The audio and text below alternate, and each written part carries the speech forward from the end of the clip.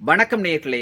இன்றைய தொகுப்புல என்ன விஷயம் சம்பந்தமா பார்க்க போறோம்னு சொன்னால், தமிழ் சினிமா நட்சத்திரமாக இருக்கக்கூடிய நடிகர் அஜித்குமார் அவர்கள் துபாயிலே இடம்பெற்று வருகின்ற கார் ரேசிங் பயிற்சிக்காக சென்றிருந்த போது அவருடைய காரு மிக பெரும் விபத்துக்குள்ளாகி இருந்தது.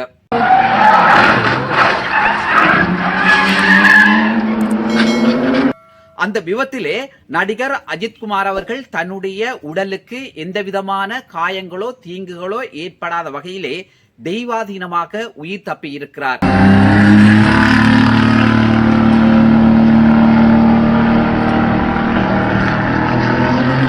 இந்த செய்திதான் இன்றைக்கு உலகத்தில் வாழ்ற தமிழ் மக்கள் மத்தியில பேசு பொருளாக மாறியிருக்கிறது.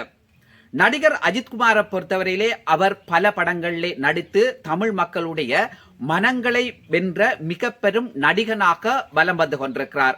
அவருக்கான ரசிகர்களும் ஏராளமாக இருந்து கொண்டிருக்கிறார்கள்.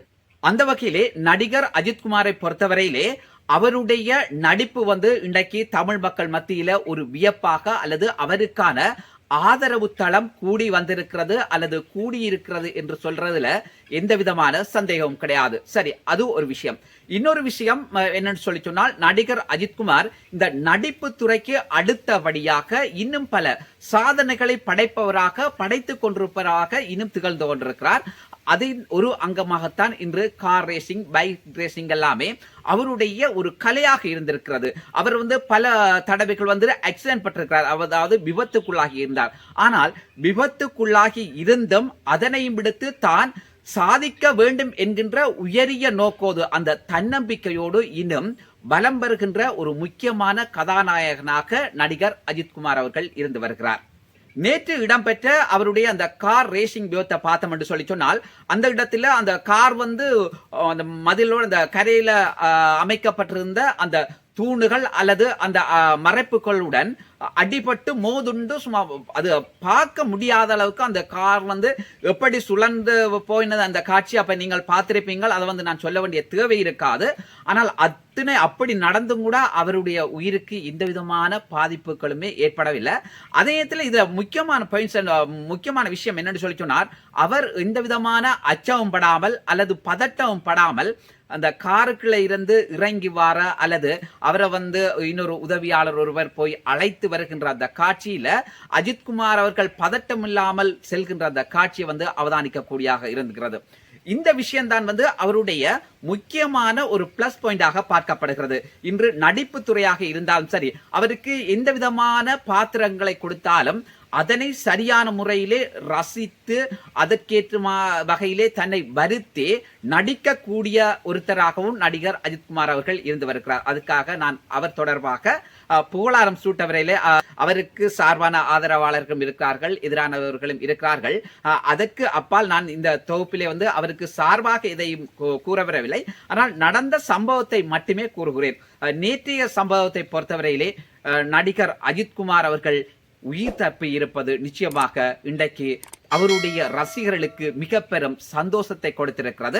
நடிகர் அஜித்குமார் அவர்கள் இன்றைய தினம் மீண்டும் பயிற்சியில ஈடுபடுகின்றார் என்கின்ற செய்தியும் தற்போது உலா வந்திருக்கிறது. நிறைய இடங்கள்ல அவர் காயப்பட்டிருக்கிறார். அதே போன்ற தான் சொல்லிவிடும் சத்திர சிகிச்சை அளிக்கப்பட்ட ஒரு நிலையிலே தான் அவர் இருந்து வருகிறார். அவருடைய ஒரு கால் இயலாத நிலையிலும் கூட அதோட அதையும் பார்க்காமல் இன்றைக்கு கார் ரேசிங், பைக் ரேசிங், அதோட இந்த சினிமாவினுடைய எந்த பாத்திரத்தை கொடுத்தாலும் அதை மிகவும் சந்தோஷத்தோட ஏற்றுக்கொண்டு தன்னுடைய நடிப்பு திறனை மேம்படுத்துகின்ற ஒரு முக்கியமான தமிழ் சினிமா நட்சத்திரமாக நடிகர் அஜித்குமார் அவர்கள் இருந்து வருகிறார். அவருக்கு இந்தியாவிலும் இலங்கையிலும் ஏராளமான ரசிகர்கள் இருந்து கொண்டிருக்கிறார்கள். ஏனைய நடிகர்களை போலல்லாது அவர்களை விட சற்று வித்தியாசமானவர்களா, அவர்களை விட சற்று வித்தியாசமானவர் என்று ஏன் நான் இந்த இடத்துல குறிப்பிடுகிறேன் என்று சொல்லி சொன்னார், அவருடைய அடுத்த பயணம் ஒரு லட்சியம் நோக்கியதாக இருக்கிற நடிப்பு துறை மட்டுமல்ல, அதுக்கு அடுத்ததாகத்தான் இந்த கார் ரேசிங், பைக் ரேசிங் இதுகளை நாங்கள் இதுல குறிப்பிட வேண்டிய தேவை இருக்கிறது. இதிலே மிக துணிச்சலுடன் அடுத்ததாக இந்த சூட்டு பயிற்சியிலே துப்பாக்கியே தூக்கி சுடுற அந்த சூட்டு பயிற்சின்னு சொல்லுவேன். அந்த சூட்டு பயிற்சியிலும் இவர் குறிஸ் தவறாமல் சுடுகின்ற ஒரு வல்லவராக கூட அஜித்குமார் அவர்கள் திகழ்ந்து வருகின்றார். அவருடைய சாதனைகளும் இன்று தமிழ் மக்கள் மத்தியிலே பதியப்படுகின்ற அல்லது பார்க்கப்படுகின்ற ஒரு சம்பவமாகத்தான் இருந்து வருகிறது. நடிகர் அஜித்குமார் அவர்களை பொறுத்தவரையிலே தமிழ் மக்கள் மத்தியிலே நீங்காத ஒரு இடத்தை பிடித்த ஒரு ரசிகனாக மட்டுமல்லாது ஒரு வீரனாகவும் இருந்து வருகின்றார் என்பதுதான் உண்மையான விஷயமாகவும் இருக்கிறது.